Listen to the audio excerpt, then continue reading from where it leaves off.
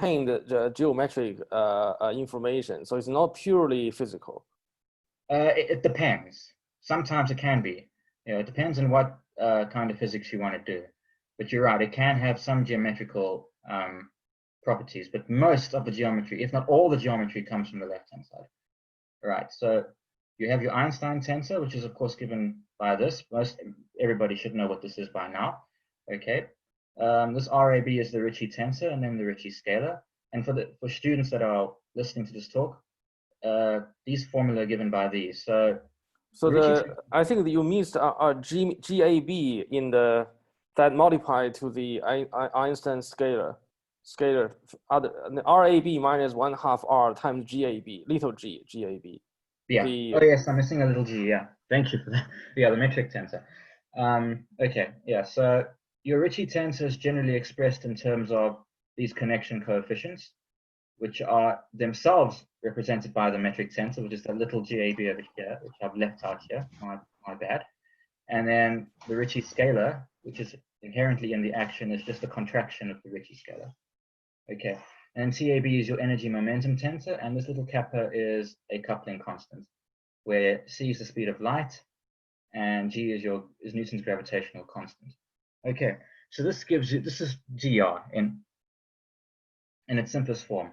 Now, sometimes your action will have the cosmological constant in it. For this talk and for all the work I've done, I've just let the cosmological constant vanish. If it was in there, then you'd have another term in the field equations here. All right. Okay, so let's look at one such model. Now, a basic radiating spacetime in GR is the Vaidya spacetime, which itself is the radiating analog of the Schwarzschild spacetime. Okay, so it's given by equation 4. Now you would notice that I've said in 5 dimensions. The reason for this is that the modified theory of gravity that I'm working with is in 5D. So to do a proper comparison, I'm going to give the GR version in 5D as well. Okay, so it's given by this, right? And we assign a energy momentum tensor like this. Now, it's a simple energy momentum tensor. It only has an energy density. Okay, these two little L's are null vectors. All right. Now, I've left out working out all the components of the Einstein tensor and the energy momentum tensor, but you can, one can easily do that. It just takes too much time if I was to present all of that. So you'll only have one field equation given by equation 6.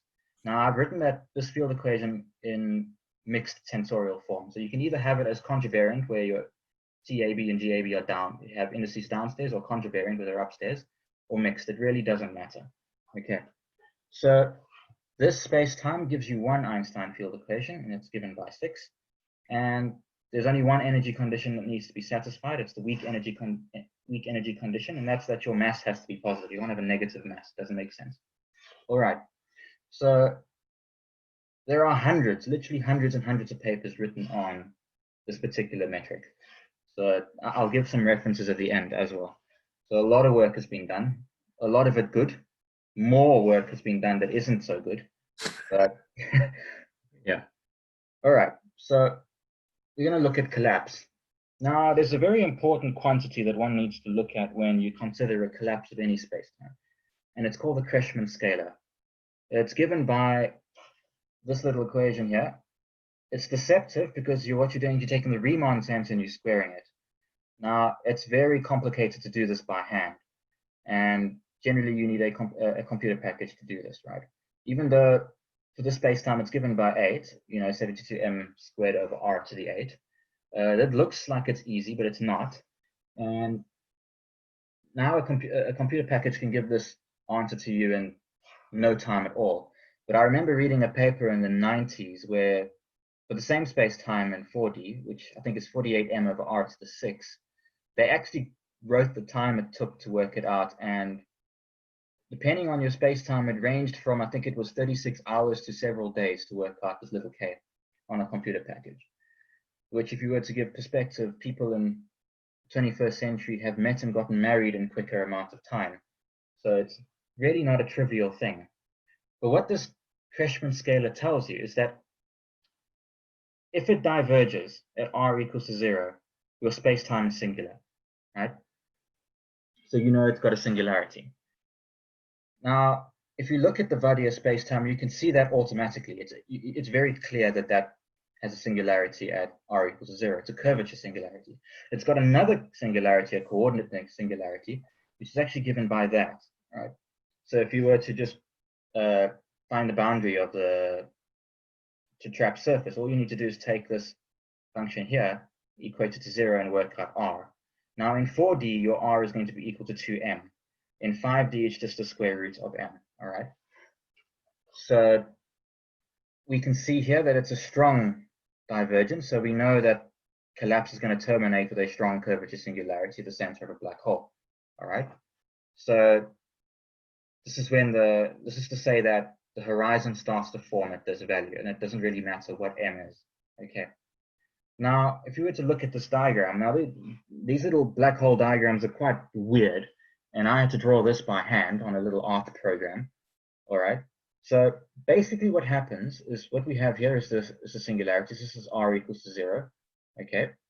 And we have this radiation shell that's collapsing into the singularity, and we have the formation of a horizon, okay? And that happens immediately at r is equal to 0 and v is equal to 0, right? Which you can see by this.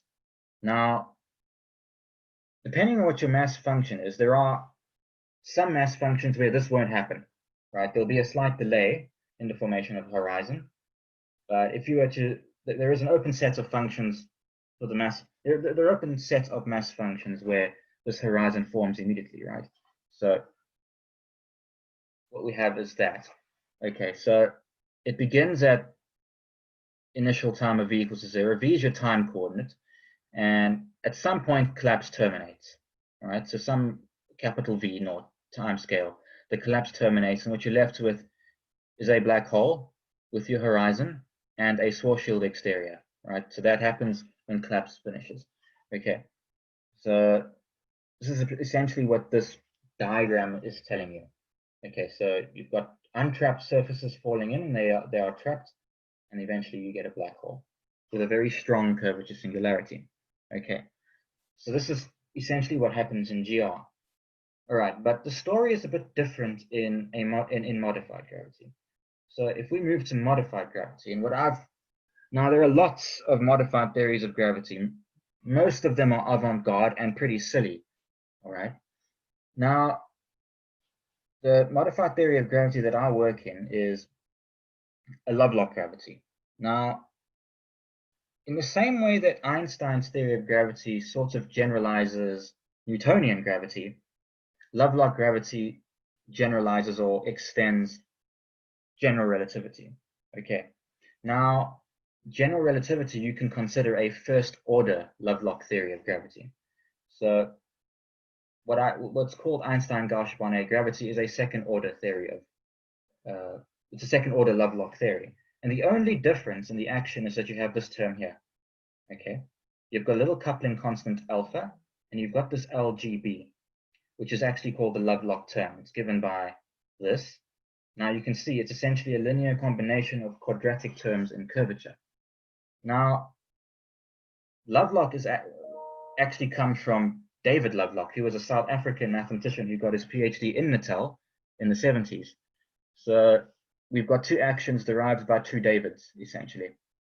Okay, so there is, of course, now second order Lovelock gravity comes with some restrictions.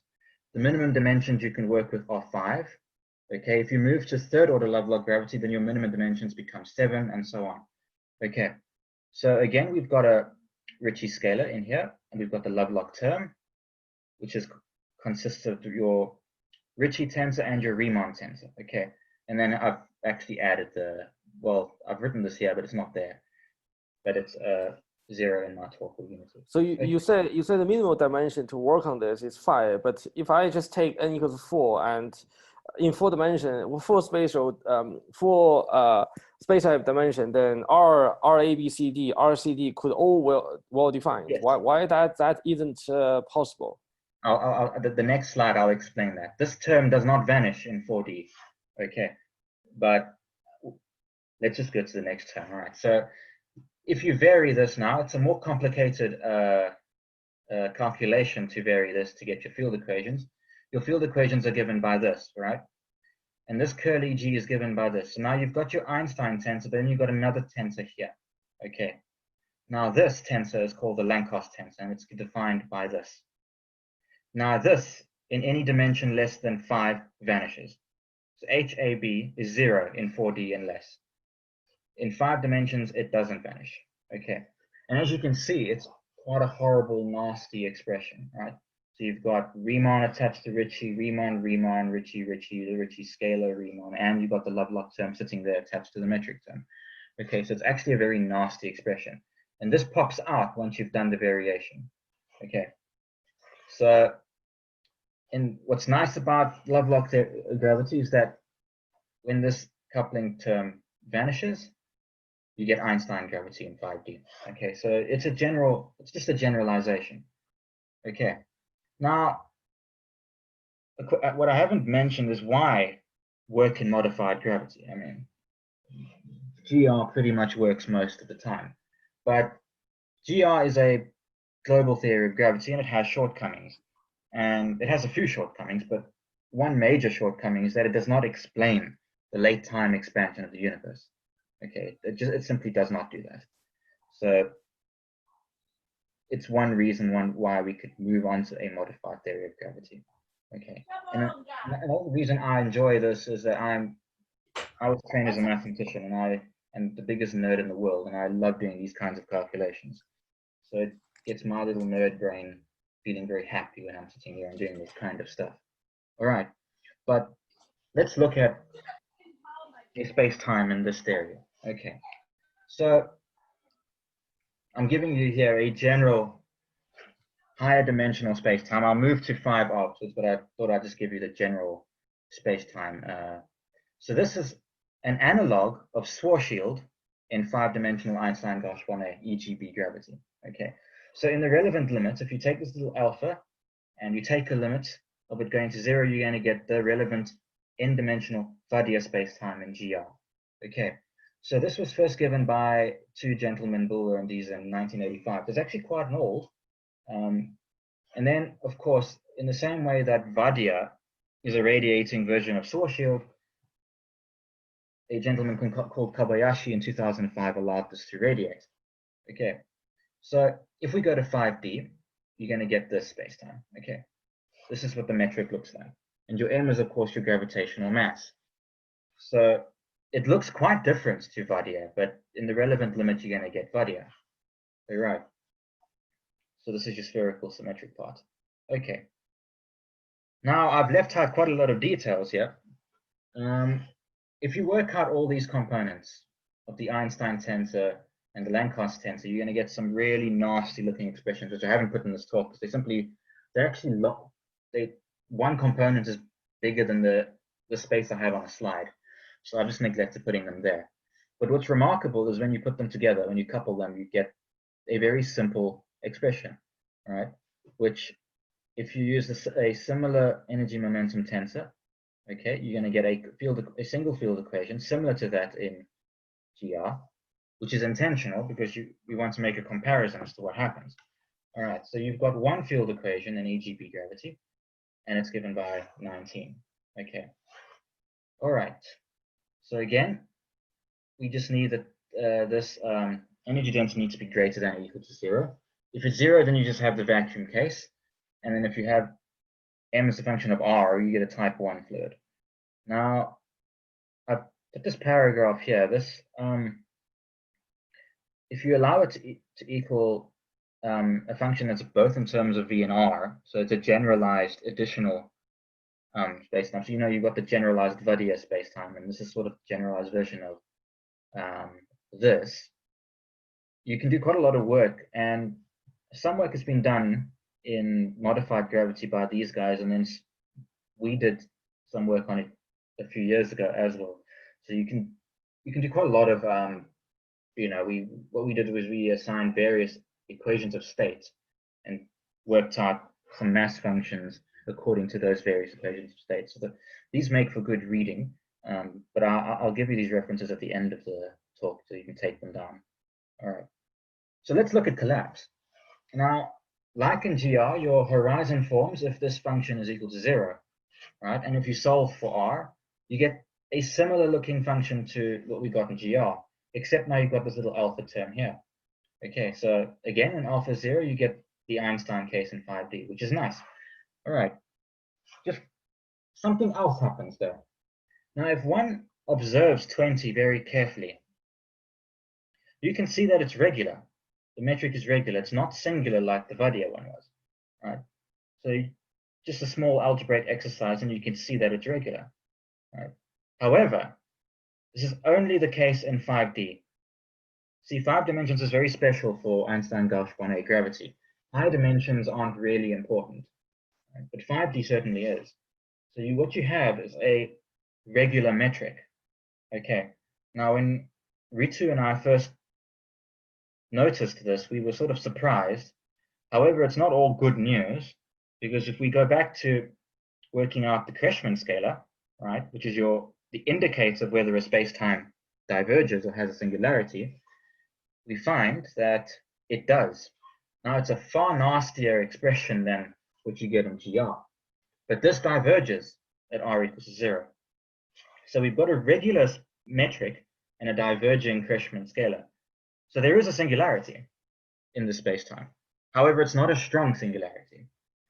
And this kind of singularity is referred to as a conical singularity. It's a weak conical singularity. It diverges significantly less than the 5-dimensional Einstein case, which, if you recall, sort of k goes as r to the -8. So what we have is a regular metric, and the space-time itself is still singular. So that's quite interesting. So that is different, inherently different to what you get in the Einstein case. Now, if you were to work out the Ricci tensor squared and the Weil tensor, I haven't given you a definition for the Weil tensor, but if you work them both out, they're also divergent. All right.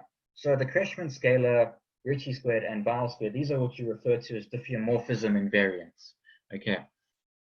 So this is quite interesting. So what actually happens now? So despite the regular nature of the metric, we have a diverging Kretschmann scalar. So that's interesting. So what is happening? We've got to look at this little alpha now, this little coupling constant, the EGB coupling constant, right? So let's just consider a simple mass function. You can consider any mass function, but we just considered this one for simplicity. Linear mass function, you've got lambda here as a constant, okay? So then that expression that we had before becomes this. Now, if you look carefully, when r vanishes, we have that the time coordinate does not vanish, as is the case in Einstein gravity. In fact, it's equal to this. So we've got a singularity, a conical singularity, which is initially naked. The horizon does not form when your time is equal to 0. It forms a little bit later. Right? Byron. Hello? Yes. No problem. Okay, carry on. So there's a delay in the formation of the horizon that's directly a consequence of this alpha. All right. If this alpha is 0, then the horizon forms immediately, like in GR. Okay. So if I were to express this graphically now, we have this story. So we have a collapse that happens, and we have a time period where the singularity is naked. All right. So collapse terminates with a initially naked conical singularity that's weak, but horizon eventually forms at a timescale alpha over lambda, whatever those values can be. Right? So we have collapse terminating with an initially naked singularity. However, horizon eventually forms, and then what happens is you have, right at the end of collapse, the same story, a black hole with a 5-dimensional Schwarzschild-like exterior vacuum and a weak conical singularity, right? So I like to sort of compare this to what it would be like living where I live in Pinetown. You fall into this black hole with a weak conical singularity. You're not going to be torn to pieces like you would in conventional GR. It's sort of like once you're in there, you can never escape, and you're stuck there forever. Right? So Peter Maritzburg, Pinetown, Donald Trump's America. Once you're in there, you're stuck in there forever. This timeless void. Okay, so that's how I sort of try to look at this. Okay, so the reason why this curve is also moving like this is the fact that, we have r is equal to the square root of v. So it's sort of like a sideways parabola that's fallen over.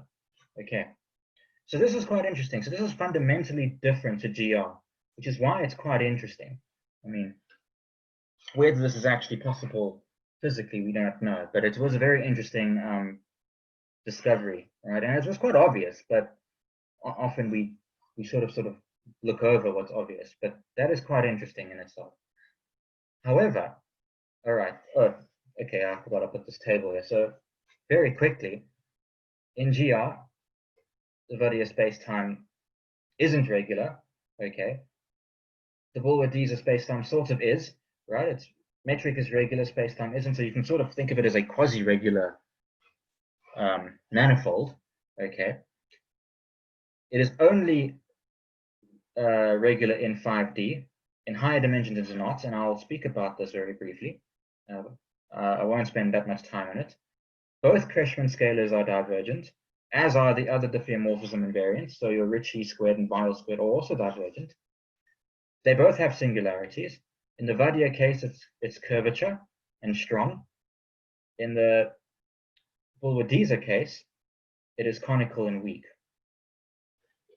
It is, I mean, the conical singularity is a curvature singularity, so you can call it conical curvature, but it's fundamentally significantly weaker than the Vaidya case. Okay, so that's quite interesting. Now, in higher dimensions, this is not the case. In higher dimensions, the collapse actually behaves in a similar way to what you get in GR. Okay, so if you just take the higher dimensional metric now, and you try to isolate R, you cannot do so unless you specify N, but you can write it like this, which allows you to see clearly that at R equals to 0, your V is going to equal to 0. So if you just allow this mass function to be the same little linear mass function lambda V that we had earlier, you'll easily see that at R equals to 0, V is equal to 0. So your horizon forms immediately upon collapse. Okay. So in a sense, this little alpha doesn't really play any role in the collapse. It's just there. Okay. So in 6 dimensions and higher, the space-time collapses in a quote-unquote conventional manner, right, to what you'd see in GR. All right. So now working out the Kreshman scalar in general dimensions, I mean, even the computer package I used in Maple couldn't do so. It gave me a witsy remark saying that the term contains over 40,000 little components. So it pretty much told me no. Okay, but what one can do is you can Taylor expand this to second order, right, to give you this expression, right? And even then, your Kreshman scalars there's just too many terms, so I didn't write them out. However, you can see that the divergence, I just chose 6 dimensions and 7 dimensions, your divergence is incredibly strong, significantly stronger than the 5D case, and significantly stronger than the cases you'd get in GR. Because I think in GR, when n equals to 6 and n equals to 7, you're going to get r to the 10 and r to the minus 10, r to the minus 12. So you've got a very strong divergence here, and it's a significantly stronger one than, even the 5D case. So another table for the same space-time in n equals to 5 and n greater than 5. So you've got sort of regularity in n equals to 5, but not for any dimension greater than 5. Both your Kreshman scalars are divergent. However, they are very much more divergent in higher dimensions. The other diffeomorphism invariants, the same story. Both have singularities. In 5D, it's conical and weak, and in dimensions higher than 5, it's a curvature singularity, and it's incredibly strong. Okay, so then we have a more conventional collapse scenario. Now you see that the curve is going the other way, because if you look at what's happening with this R, if you just substitute several dimensions and you work out the pattern of what R looks like, it's going to be sort of like that conventional parabola-like expression. Okay, So your horizon forms immediately at v equals to 0, r equals to 0 for a open set of mass functions. Not all of them are going to give you this, of course, but a certain set of them will. And again, collapse terminates with a black hole with a trapping horizon and a general dimensional exterior, Schwarzschild-like exterior for n greater than or equal to 5. This is a black hole with a very strong curvature singularity. It's a more conventional black hole. Okay, so this is interesting. So you've got three things here. Collapse in modified gravity is different, or can be different to collapse in GR. Okay, now, and it's also the dimensions play quite a significant role. So in EGB gravity, 5 dimensions is the interesting case. 6 dimensions and higher, you're not going to get any new information that's inherently different to anything you see in GR. But 5D is very interesting. So even comparing, collapse in the same theory of gravity for different dimensions is interesting. But what's a lot of fun is the fact that, we expected, Sunil, Ritu, and I expected something, and what we got is something completely different. All right, so that was really fun to bear witness to. So, in summary, I just talked about, a radiating Vaidya-like space-time in a modified theory of gravity, and it was EGB gravity, which is a Lovelock theory of gravity, an extension to GR. And we just looked at what happens in that particular theory. So we worked out in 5D that you have a singularity that's weak and conical, and it all depends on this little coupling term here, the curvature correction of the theory of gravity. Okay. Now, what I didn't discuss, but it does happen, if you allow this mass function to sort of, take account of the additional string fluid, in which case you get 3 field equations instead of 1. All right. Something I didn't mention earlier, but the pure Vaidya space-time, it's a null dust space-time. There's 0 pressure. You just have the energy density time. The generalized space-time has non-zero pressure, and you have an additional string energy density as well. Okay, this analysis actually goes through with this without any issues. So we tested both. I just didn't mention it in this talk. And in any dimension higher than 5, the collapse, the space-time is singular, very singular, and the collapse gives you a black hole with a very strong curvature singularity. I Now, do that one too, Rich. Now we mustn't die. We must now just break it from our own. Someone's not muted here. In this latter paper, half of it was devoted to actually analyzing the singularities to see if they are naked or not. I haven't talked about this in the talk, simply because the calculations are incredibly horrible, and I don't want to inflict more pain on you all than you're probably experiencing now. So if you want to see what that's like, you can have a look at the paper. At the end, we couldn't determine whether the singularities are naked or not. We had simply only sufficient conditions, but there was not enough information to determine whether they are possible or not. So we had to conclude like that. I think this is at the end. Yes. So these are just some of the references. I don't know if this talk is being recorded, so you can somehow get these from me later, perhaps. If you want, I can email them to you. But I will end on a happy note by presenting you with this most excellent meme. So thank you for listening to me for 30 minutes. I hope you're all alive and sane. Thanks. Thanks, Byron. Yeah, just to tell you that, yeah, it was recorded, maybe from your 3rd slide onwards or 4th slide onwards, because... so you can all return to the pain later then. Yeah, okay. Okay, any questions for Byron? I have 2 questions. Okay, go ahead, Inji. First question is, in this Bohr desert spacetime n greater than 5, and I can see that singularity can form for some regime of this V, but wouldn't that violate the Penrose censorship theorem? Yes. Yes. So Sunil Ritu and I, we wrote a paper in 2017 in GR, which is an extension of some work done by previous students of theirs, where we found examples of mass functions that give you naked singularities that violate cosmic censorship. Yes.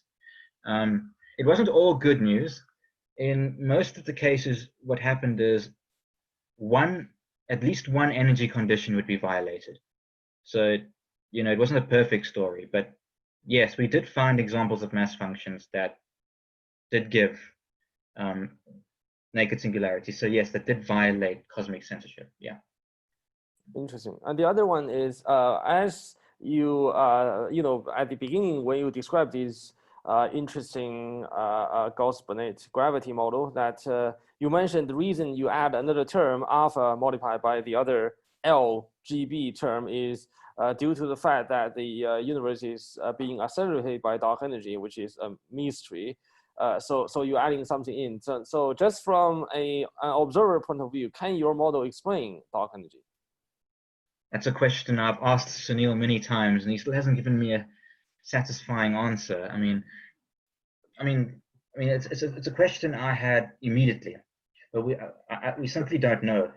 But I feel that this Gauss-Bonnet gravity is quite well known. Lovelock gravity also, this Lovelock is also very well known, and I think there should be people already investigated and published paper and even being updated with recent data, isn't it?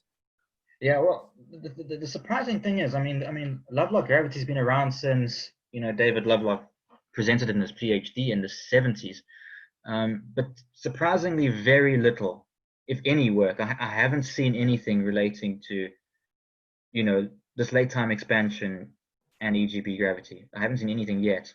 I mean, that's the thing. I mean, the issue with EGB gravity is that it's complicated. I mean, it's not a simple thing to work with. Your curvature corrections become very horrible, and simply writing out the field equations is not the easiest thing to do. So I think maybe that's why. I don't know. I mean, most scientists I know are inherently lazy, and there's a lot of it you don't want to try. I remember when I was a master's student at Institute of Theoretical Physics in Beijing, that my master advisor called Rongjian Cai, that he worked a lot on this Gauss-Bonnet gravity and also Lovelock. But I feel this was popular for quite a long time, and I didn't know that, as you said, that there is not quite the investigation, which is. See, it depends what you do with it. In terms of cosmology, very little's been done with Gauss-Bonnet.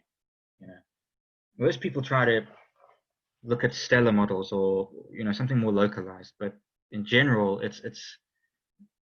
I mean, even though it's been around for 30, 40 years now, not much has been done. I mean, not at least in the scale of GR. But also another issue with that is there are lots of other modified theories of gravity that people might prefer. Including those really avant-garde ones that seem to make no sense physically, but this one I like because it seems like a very natural extension. It doesn't seem too crazy. I mean, even though most people battle with the idea of living in a 5D world, but that's probably. There's several reasons, I guess, but for me, I just haven't seen much. Just another final question, Byron. That what is this David Lovelock still alive, and what he's doing? I think he's still alive. As far as I know, he's in the US now, in Texas, I think. I think he's been there for decades now. After he completed his doctorate, he moved to the US. I mean, that's the last I heard. I don't know. I'll have to ask Sunil. But even then, I don't think he'll know. I don't think David Lovelock has returned to South Africa.